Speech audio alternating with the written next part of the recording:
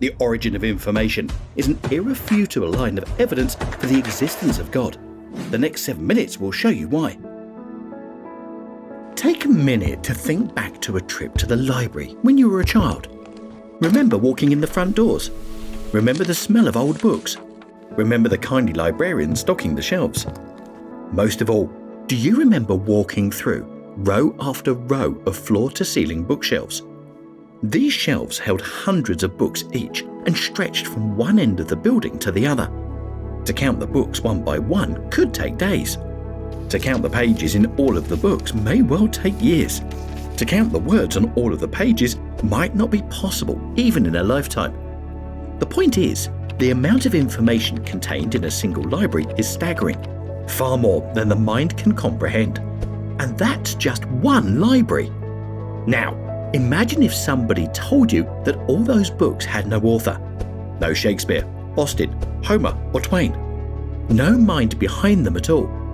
The bindings, paper and ink just materialized over time, and the words themselves just came together through random chance. The words in each book may seem like they were intentionally strung together to tell beautiful stories, or document important facts, or record historical events. But no, they just happened to come together that way in the course of time and chance. Nobody could possibly believe that, right?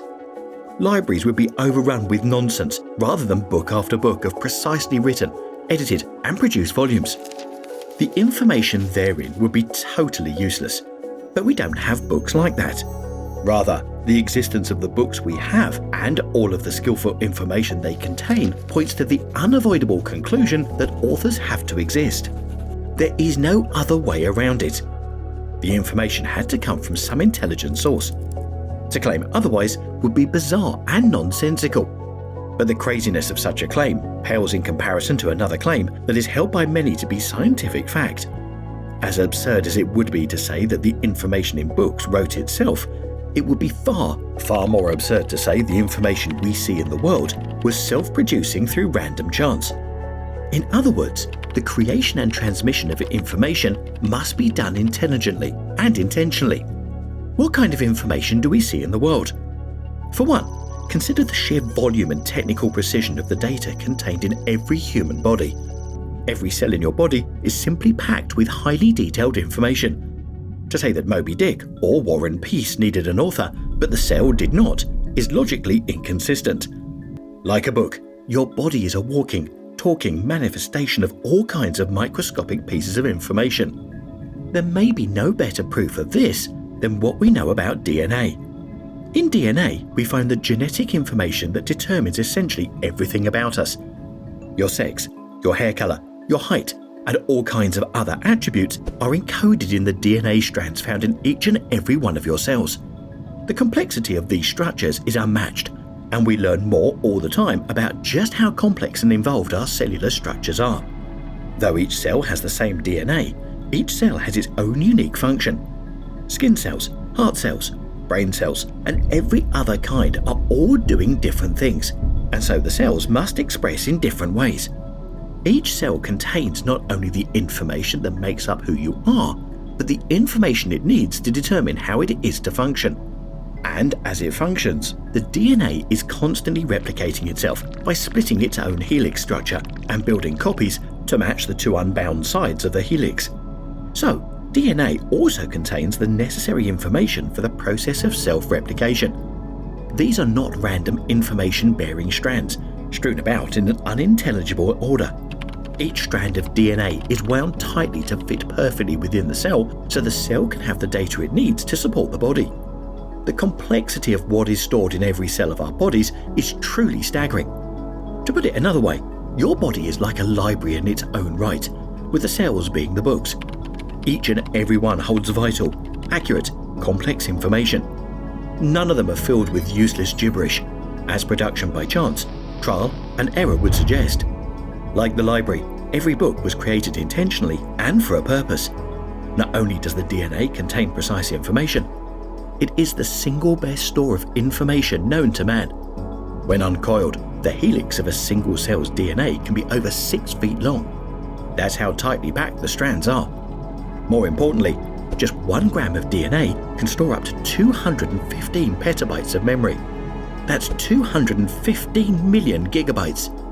Should DNA's memory capabilities be put to use as hard drives, all data known to man could comfortably be stored in a 2-car garage.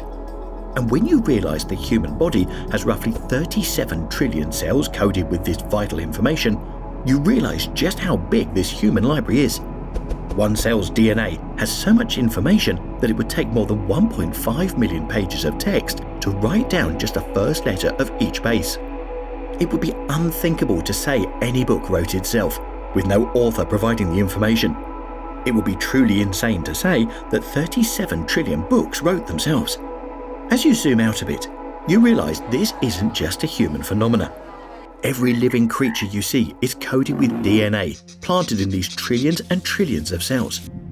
To try to count up the cells of 7 billion humans, plus the innumerable creatures in the world, and add them all together would break the calculator. And yet all of it is necessary to bear the kind of data that makes up life as we know it. So we are both made up of and surrounded by countless pieces of information. It's abundantly obvious the information could not have written itself. So where did it come from? The only logical conclusion is that the information requires an author.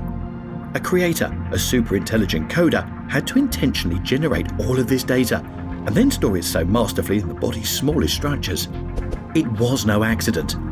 To disagree with the need for an author or creator is logically inconsistent. If books, recipes, songs, and all kinds of other information all require a mind behind them, so does our genetic information.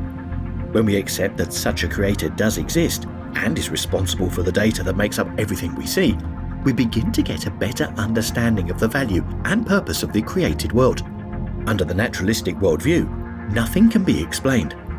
All of this information that drives the world as we know it had to have written itself up, from non-life to simple forms of life, to everything we see today. It's all just a happy accident. Under the biblical worldview, all of the logical puzzle pieces fit perfectly. Complex, data-bearing structures like DNA were created intentionally and for a purpose. They function exactly as they were meant to. When you look in the mirror, the person you see is largely a result of your DNA. And your DNA is the result of a creator who coded it to work exactly the way it is. The library books all have the author's name stamped on their binding, telling you who's behind it all. If you want to learn more about the lines of evidence that prove the biblical worldview, please visit linesofevidence.com.